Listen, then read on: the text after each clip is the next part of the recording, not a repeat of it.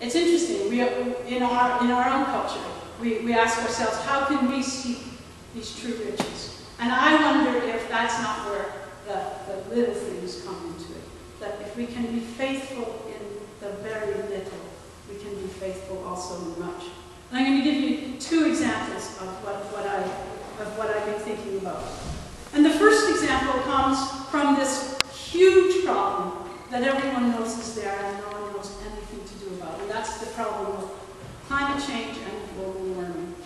Everybody, in fact, probably in this whole congregation, knows the answer to that problem, is that somehow our society, our economy, our culture has to get beyond using fossil fuels and move into an economy which doesn't depend entirely on fossil fuels. We must reduce our carbon output.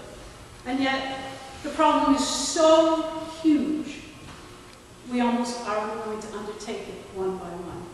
And yet I think we learn that the choices we make a difference. Each one of us can make those choices, one small choice at a time. And the choices aren't always just about where we're going to drive our car, whether we're going to share our rides with people, whether we're going to buy the right kind of light bulbs or transform our heating system. Sometimes the choices are whether we're going to vote for the person who's actually believes going to do something, whether we're going to speak to our neighbor and say, yes, I do support this because I think that's the right thing to do. Because in fact, the only way that culture can live is if every one of us moves together. We talk about it. We talk about it and we do something. If we're faithful in the very little, we'll be faithful also in much. I truly believe that's the answer to that problem, if there is an answer. And then the second thing I'm going to talk about is my favorite story about forgiveness and reconciliation. And I know that you're probably thinking that has something to do with, the enormous project that they undertook in South Africa to reconcile that culture with each other, or perhaps some endeavor in the Middle East to begin peace talks again. But I'm going to talk about something in my own experience, and maybe one that you could share with yourself.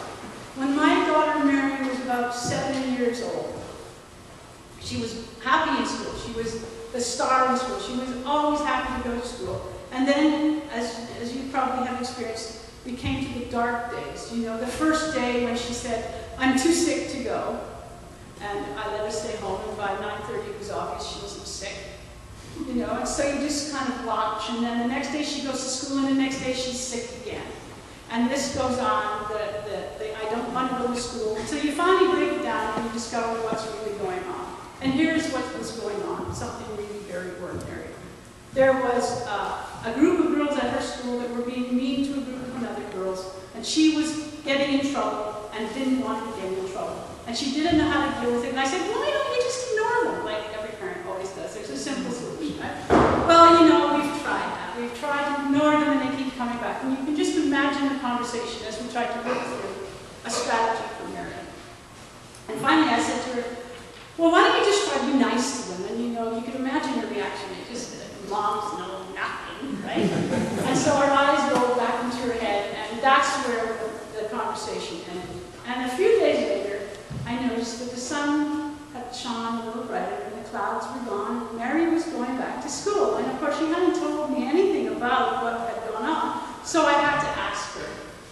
And I said, Mary, what's going on? Are you having problems anymore? She said, no, we're friends now, we're all friends now. And this was the huge banana to nothing. I said, well, what happened? And she said, well, one time at recess they came over and they started teasing us and started pushing us, and I didn't know what to do, and I didn't know what to do, and I looked down and I didn't want to say anything, and I noticed there was a girl who had new shoes. And I said, I like your new shoes. And she said, really? And then they were friends. You laugh, but you think that's how children behave. But I hate to tell you, that's how adults behave, isn't it? That's how we all behave. And why do I love that story? It's my favorite forgiveness story, and there's 3 reasons. And I'm going to tell you, I'm going to end with this. The first reason is because when we endeavor to forgive and to reconcile, we don't know what we're doing. We don't know what we're doing. We just know that we want to do something. We look down. we think, I don't know what to do. The second thing is that we're taught that if we pause and let the Spirit come to us, He will give you something to say. I like wearing your shoes. And the third thing is because today it is a very little thing. It is a very, very little thing. And yet the kingdom of God is made up of a whole lot of very little things. Every one of us longs to live in the kingdom of God. And today we're giving perfect examples that each one of us can contribute to that kingdom just by being faithful in a very, very little thing. So we cannot serve two masters. We cannot serve God and wealth.